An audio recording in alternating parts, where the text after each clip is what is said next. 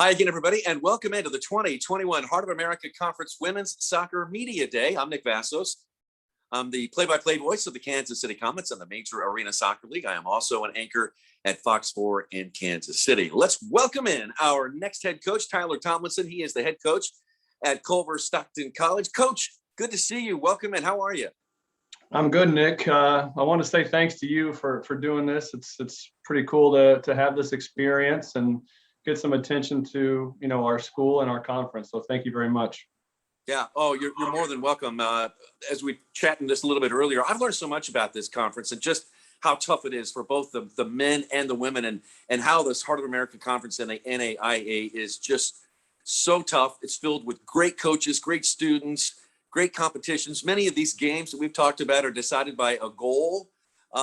So there's a lot to like about what this conference has to offer, both for student athletes as well for fans who are coming out there. Before we get into talking about your team and about your school here, you and I have something in common here, is that you had, in a previous life, you were in television. You were a sports anchor. And I'm just wondering if you reflect back on that part of your life, what was it like being a sports anchor and a television star? Well, yeah. I don't know if it was a television star. Local celebrity is about as the best T-shirt I could probably wear. But no, I really enjoyed my time in television, and I worked with some really awesome people and had some good experiences. I love all of athletics, and I'm envious of people like you that still do the job and do it well. So it was a fun time, and I get drugged back in to do things now and then, as you probably know. We're public speakers for life, right? Yeah, that's right. And it doesn't hurt to have good television hair. You know what I mean? You still got some very good television hair and a good smile too. My wife's a hairdresser, so it's a win-win for me. Oh, that's perfect. Well, you need to pay her more. All right. Yeah, that's right. All right, let's talk about your team here. You've probably had student athletes back on campus for, maybe a month or so, and maybe you've trained for a couple of weeks. How's preseason gone for you guys? Pretty well, actually, pretty well. I thought, we'd have some weather issues. We've had the past couple of years, but the weather's been really cooperative. So we've been able to, get out as much as we need to train. And I think for us so far, it's just bringing together a new group of players and seeing how they gel and how they come together. And right now, I think we're on a really good path, and we're able to, I guess, compared to last year, get to know each other on a little deeper level. And so I think that's been really important for the progression of our chemistry and whatnot. So, environmentally has been really good. Team connection's been really good. So right now, everything's on a good, positive train for us. Your team, as you know, Coach, last year finished just one spot out of the conference tournament. So you're building, right? You're progressing. What do you think it's going to take that next step and get into the conference tournament, maybe even something bigger?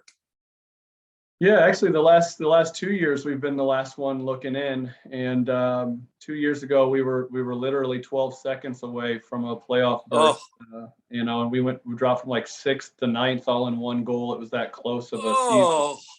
And so, the girls were a little hungry going into last season. And then, as most coaches have probably told you in some of these interviews, a lot of 2020 was just, I think I was more of a manager than I was a coach at times, and just trying to manage situations of, who's in quarantine, who's not. And so it wasn't the most fair of shakes, I think, at times, comparatively to maybe with some other teams that didn't have to go through as much as what we might have had to go through on our campus. So I think with those two things put aside this year, and our school and team's ability just to focus on ourselves and not have to worry about those things, but have that freedom to coach more and be better on the field.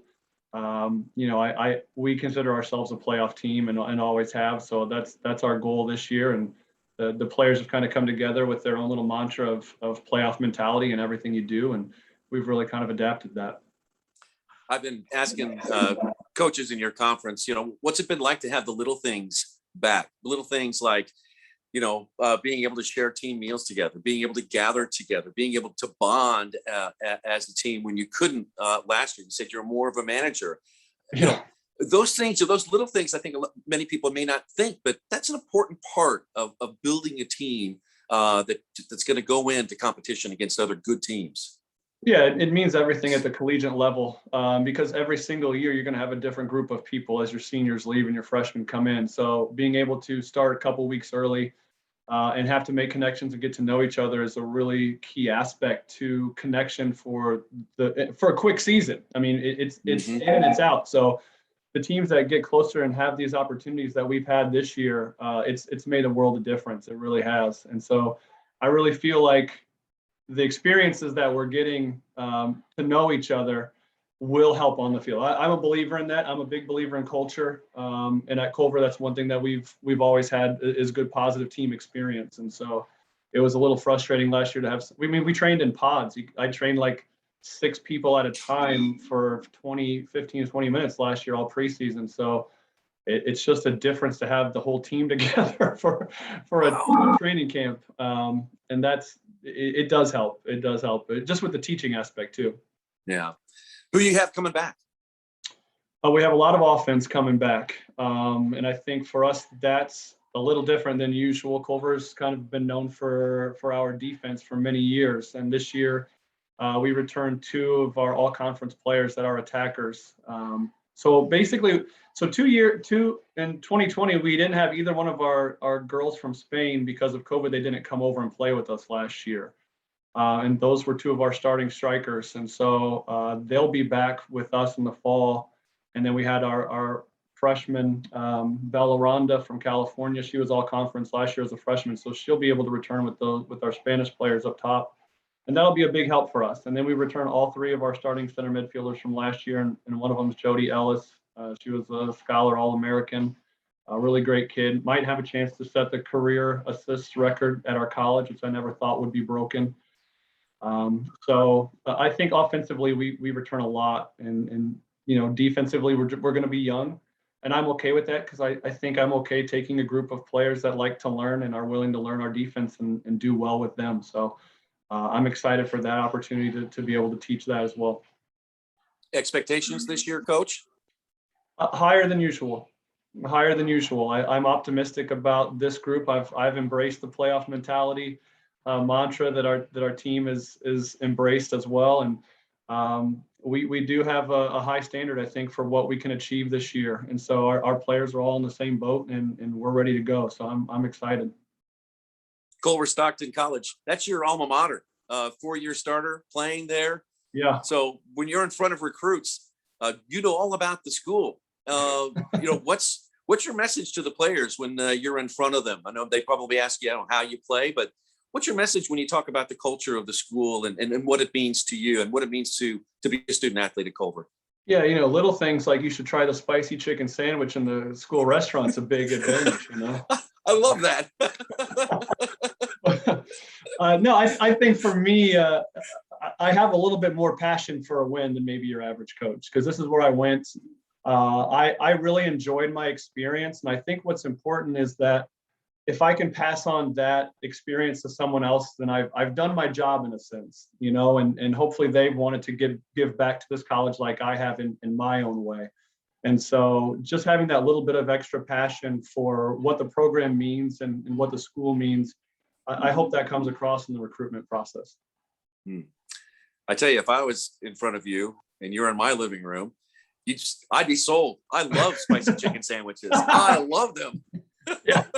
You gotta know those. Gotta know where to go. You get the ins and outs. All right. Well, what do you expect here in your 6 non-conference games before you get up to Hart competition here? How are you going to use those games to develop your side? Yeah. So for me, honestly, like those are all developmental. We have to make mistakes in those games, and I know it's crazy to hear a coach say that, but if we're going to be the best team we can be in conference to give ourselves the best chance to make playoffs, we have to make mistakes, and we have to learn from those mistakes. We have to be able to diagnose those problems and fix those problems. And so I want to give our kids the freedom to go out there and play the best they can play. And then if things happen, we'll correct those things. So we're the best team that we can be going into playoffs. And I think we do have a tougher schedule. Maybe not the toughest one we've played out of conference. I think we have some games that we should compete to win. And then I have some games that we should be challenged in. And I think that's important in your development going in, that you have experienced both wins and losses maybe, or wins and hardships. going into conference. So you're battle tested. All right. That's women's head coach Tyler Tomlinson, head coach at Culver-Stockton College. I've enjoyed our chat, Coach. We'll wish you the best of luck this season. Know it's going to be a lot of fun, and we're going to be watching. Thank you, Coach. Thank you, Nick. I appreciate it. You bet.